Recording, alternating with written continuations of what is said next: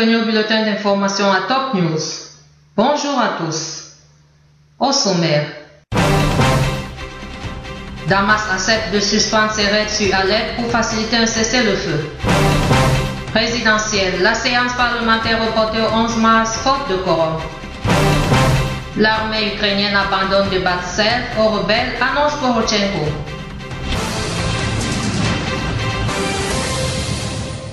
Voici les détails. Le gouvernement syrien disposé à suspendre ses raids aériens et ses tirs d'artillerie sur Alep pendant 6 semaines pour permettre un cessez-le-feu localisé, a indiqué mardi le médiateur de l'ONU pour la Syrie, Staffan de Mistura. Monsieur de Mistura a fait part de cette initiative lors de consultation au Conseil de sécurité de l'ONU. Le gouvernement syrien m'a indiqué qu'il était disposé à cesser tout bombardement aérien et tir d'artillerie pendant 6 semaines sur toute la ville d'Alep, a-t-il déclaré à la presse à l'issue des consultations. Cette suspension des tirs commencera à partir d'une date qui sera annoncée à Damas, où M. de Mistura se rendra dès que possible ainsi qu'à Alep afin de discuter des détails de cessez-le-feu local. L'opposition armée qui tient une partie d'Alep mais n'a pas d'aviation sera elle aussi sollicitée. On lui demandera de suspendre pendant 6 semaines ses tirs de roquettes et de mortiers. M. de Mistura a reconnu que faire appliquer ce plan sera difficile étant donné l'échec de plusieurs cessez-le-feu précédents depuis le début de la crise syrienne il y a près de 4 ans. L'émissaire de l'ONU avait proposé le 30 octobre d'instaurer des zones de cessez-le-feu pour permettre la distribution de l'aide humanitaire dans Alep, ville divisée depuis juillet 2012 entre le secteur loyaliste à l'ouest et le secteur rebelle à l'est. Le ministre de l'Information Omran Zoubi a indiqué que les leaders des pays européens ont commencé à ressentir les résultats de leur position politique envers la Syrie. Dans un entretien accordé aujourd'hui à l'agence russe Sputnik, M. Zoubi a fait savoir que ce sentiment est dû à la crainte de leur sécurité après les attentats terroristes contre l'hebdomadaire français Charlie Hebdo et non pas par rapport à leur conscience de leurs actes erronés. Il a ajouté que Damas avait mis en garde dès le début de la crise en Syrie contre les résultats négatifs de telles politiques adoptées envers la Syrie. Le président français François Hollande a répondu à une lettre adressée par le chef du Parti socialiste progressiste et député libanais Walid Jumblat en guise de soutien après les attaques de Paris début janvier, rapporte mercredi la chaîne LBC1.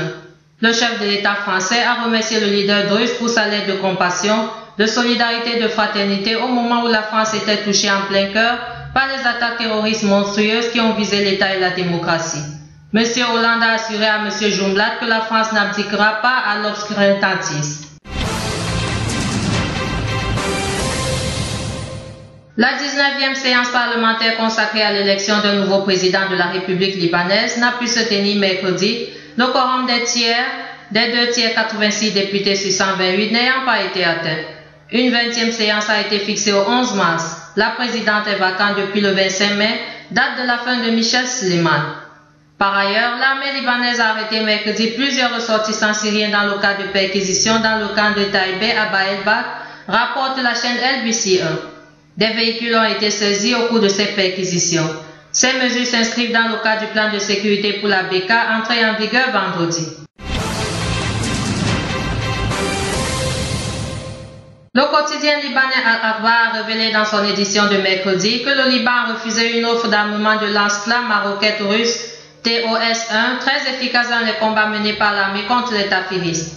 Pourtant, Beyrouth s'était mis d'accord avec la partie russe de payer ses armes dans le cadre du don d'$1 milliard accordé par l'Arabie Saoudite en 2014, mais toujours pas débloqué.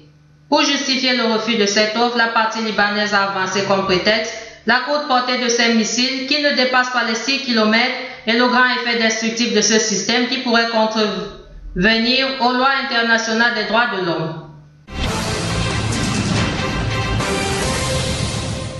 L'armée ukrainienne quitte Debaltseve et l'abandonne aux rebelles pro-russes après une dizaine de jours de combats acharnés, a annoncé mercredi le président ukrainien Petro Porochenko avant de s'envoler pour l'Est rebelle. Ce matin, les forces armées ukrainiennes avec la garde nationale ont achevé l'opération d'évacuation planifiée organisée de nos unités militaires de Debaltseve, a déclaré le chef de l'État dans une adresse à la nation prononcée à l'aéroport de Kiev. À l'heure actuelle, 80% de nos unités sont sorties. Nous attendons encore 2 convois.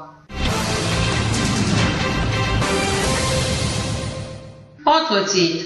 4 gendarmes tunisiens ont été tués dans la nuit de mardi à mercredi dans une attaque terroriste près de la frontière algérienne, dans une zone où un groupe djihadiste est actif, selon le ministère de l'Intérieur.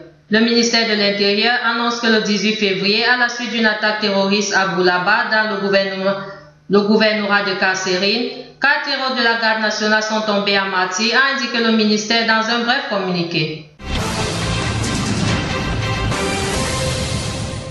Enfin, le temps est compté pour une solution en Libye face au risque évident de fusion entre l'organisation de l'État islamique et d'autres milices locales, a indiqué mercredi le ministre italien des Affaires étrangères Paolo Gentiloni. La détérioration de la situation sur place requiert un changement de rythme de la part de la communauté internationale avant qu'il ne soit trop tard, a déclaré le ministre devant les députés italiens.